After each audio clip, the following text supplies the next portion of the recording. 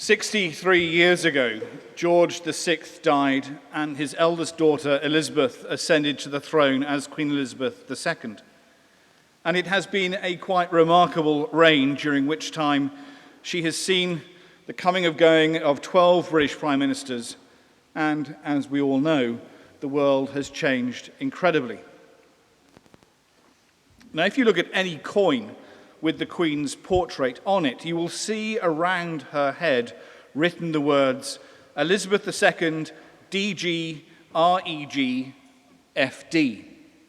This is short for Elizabeth II, De Gratia Regina Fidei Defensor, translated as Elizabeth II, by the grace of God, Queen, Defender of the Faith.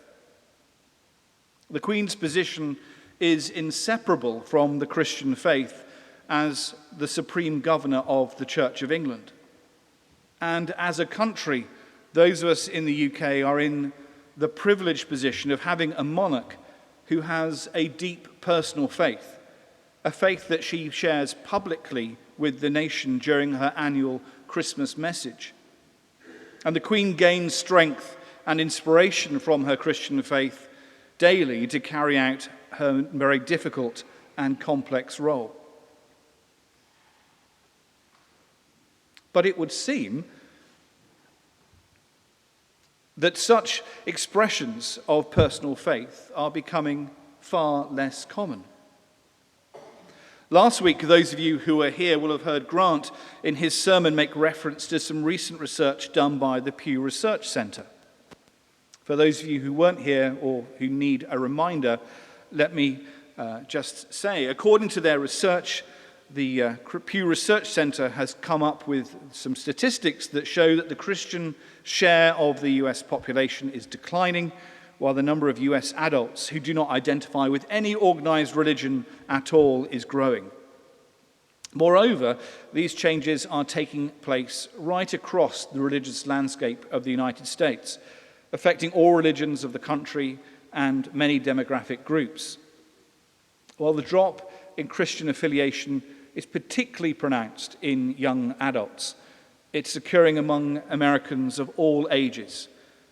And the same trends are seen amongst whites, blacks, Latinos, among both college students, adults with only a high school education, and among women as well as men, right across the board. And the evidence of this gradual decline is, I think, becoming apparent in all sorts of ways. And this is where I get something off my chest, which has been bothering me for the last 2 years. I was astounded when, having just arrived in the US in, 2013, I was preparing for my first Christmas here. I was astounded by just how many American Christians I met apologetically wished others a happy holiday rather than saying Merry Christmas, in case the expression should cause someone else offense. I still find that fact extraordinary to this day. Why are we so embarrassed by our faith? Why do we apologize for it? What on earth are we ashamed of? One of the UK's most brilliant political television journalists and interviewers is someone that you may have heard of. His name is Jeremy Paxman. And now Paxman, if you don't know him, he is something of a British institution. He's brilliantly clever. He's magnificently bipartisan. And he is wonderfully, elegantly rude. Jeremy Paxman's sneering, though, was never greater than when interviewing the then British Prime Minister Tony Blair. With pointed disdain, he started to ask the Prime Minister about his faith. Was it true, Paxman inquired, that he had prayed together with his fellow Christian, George W. Bush? The question was asked in a tone which implied that spending time in religious contemplation was clearly deviant behavior of the most disgusting kind. He seemed to be suggesting that it would probably have been less scandalous if we had discovered the two men had sought relief from the pressures of high office by smoking crack together. Praying, what kind of people are you? Well, the kind of people who built our civilization, founded our democracies, developed our modern ideas of rights and justice, ended slavery, established universal education, and who are, even as I speak, in the forefront of the fight against poverty, prejudice, and ignorance. In other words, Christians. But to call yourself a Christian in contemporary society is increasingly, it seems, to invite pity, condescension, or just cool dismissal. In a culture that prizes sophistication, non-judgmentalism, irony, and detachment, it is to declare yourself intolerant, naive, superstitious, and backward. It was almost 150 years ago that Matthew Arnold wrote of the sea of faith's melancholy, long withdrawing roar. And in our time, that current has been replaced by an incoming tide of negativity towards Christianity. In his wonderful book, Unapologetic, the author Francis Spuford describes the welter of prejudice the admission of Christian beliefs tends to unleash. And I quote, "It means that we believe in a load of Bronze Age absurdities. It means that we don't believe in dinosaurs. It means that we're dogmatic, that we're self-righteous, that we fetishize pain and suffering, that we advocate wishy-washy niceness, that we promise the oppressed pie in the sky when they die, that we build absurdly complex intellectual structures full of meaningless distinctions on the marshmallow foundations of fantasy, that we destroy the spontaneity and hopefulness of children by implanting a sick mythology in young minds." And that's just for starters. Of course, if we're Roman Catholic, we're accessories to child abuse. If we're Anglo-Catholics, we're homophobic bigots curiously attached to velvet and lace.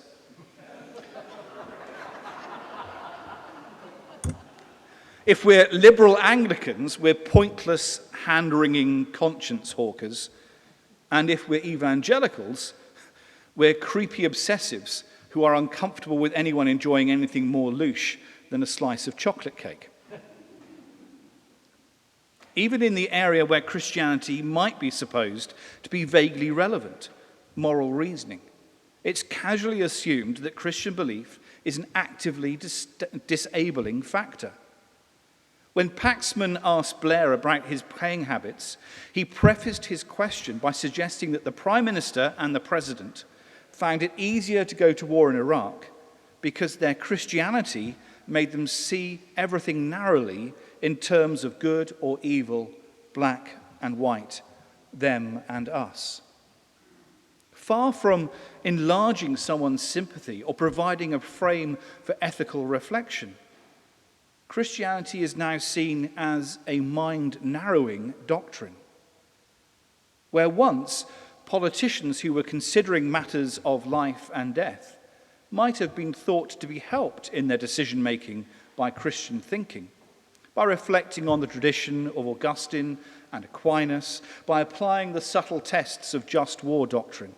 Now, though, Christianity means the morality of the fairy tale and genuflection before a sky pixie's simplicities. How has it come to this? Because the contrast between the Christianity I see my culture belittle nightly and the Christianity I see my culture benefit from daily could not be greater. The reality of Christian mission in today's churches is a story of thousands upon thousands of quiet kindnesses. In many of our most disadvantaged communities, it is the churches that provide warmth, food, friendship, and support for individuals who have fallen on the worst of times. The homeless, those in the grip of alcoholism or addiction, individuals with undiagnosed mental health problems, and those overwhelmed by multiple crises. They are all helped in innumerable ways by Christians. Churches provide debt counselling, marriage guidance, childcare, English language lessons, after-school clubs, food banks, emergency accommodation, and sometimes, and often most importantly of all, just someone to listen. The lives of most clergy and the thoughts of most churchgoers are not preoccupied with agonizing over sexual morality, but with helping others in practical ways, in proving their commitment to Christ through service to others. But Christian charity, far from being applauded, is seen by many as somehow suspect. Again and again, I found that when people who are open and proud of their Christian faith wish to help others in education, in social work, in prisons, in hospices, their belief is somehow seen as an ignoble, ulterior motive, sullying their actions. Their charity would somehow be so much more nobler, so much more selfless, if it weren't actuated by their religion. The suspicion is that Christians help others because they want to look good in the eyes of their deity and earn the equivalent of loyalty card points securing entry to heaven. Or they interfere in the lives of the less fortunate because they are moral imperialists, getting off on the thrill and power of controlling someone else's life and impulses. Or most disturbingly of all, they are looking to recruit individuals to affirm the arid simplicities and narrow certainties of their faith.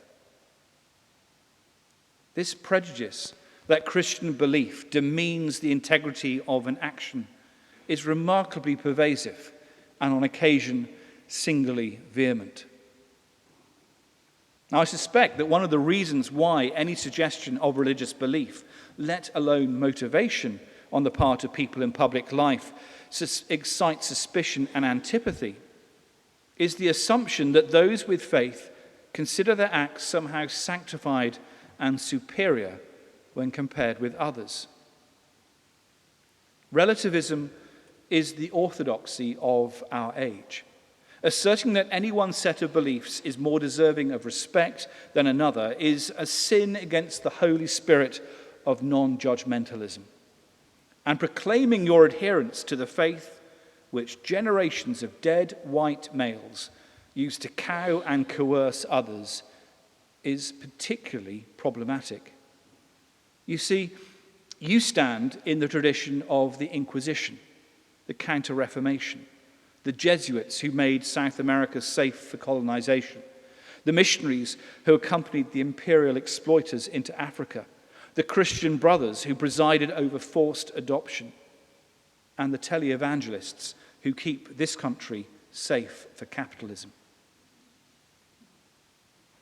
But genuine Christian faith, far from making any individual more invincibly convinced of their own righteousness, makes us realize just how flawed and fallible we all are. I am selfish, lazy, greedy, hypocritical, confused, self-deceiving, impatient, and weak. And that's just me on a good day. As the Book of Common Prayer puts it, we have followed too much the devices and desires of our own hearts, and there is no health in us. Christianity helps us to recognize and confront those weaknesses with a resolution, albeit imperfect and fragile, still a resolution to do better. But more importantly, it encourages us to feel a sense of empathy rather than superiority towards others, because we recognize that we are as guilty of selfishness and open to temptation as anyone else. More than that, Christianity encourages us to see that While all of us are prey to weakness, there is a potential for good in each and every one. Every individual is precious. Christianity encourages us to look beyond tribe and tradition, to celebrate our common humanity. At every stage in human history, when tyrants and dictators have attempted to set individuals against one another, it has been Christians who have shielded the vulnerable from oppression. It was Pastor Dietrich Bonhoeffer and the Christian-inspired White Rose movement that led the internal opposition to Hitler's rule. It was the moral witness of the Catholic Church in Poland that helped erode communism's authority in the 1980s. In his magnificent book, Inventing the Individual, The Origins of Western Liberalism, the Oxford academic Larry Siedentop shows how it has been the Christian conception of God which has given rise to the respect for individual conscience, rights, and autonomy which underpin our civilization. In pre-Christian times, moral reasoning and full human potential were assumed to be restricted to an elite. Greek city-states depended on a population of helots, the Roman Empire on the subjugation of slaves and barbarians to sustain their rule. Their achievements were built on a foundation of radical inequality. Christianity, in contrast, like Judaism before it, gives every individual the dignity of a soul, the capacity to reason, the right to be heard, and equality before the law. Because every individual is, in the image of God, capable of moral judgment, reflection, and responsibility. Belief in the unique and valuable nature of every individual should make us angry at oppression, at the racism which divides, and the prejudice which demeans humanity. And it was deep, radical Christian faith that inspired many of our greatest heroes: William Wilberforce, Abraham Lincoln, Pope John Paul II, Mother Teresa, Martin Luther King, and so many more. There should be nothing to be ashamed of in finding their example inspirational, the words and beliefs that moved them to action beautiful and true. Amen.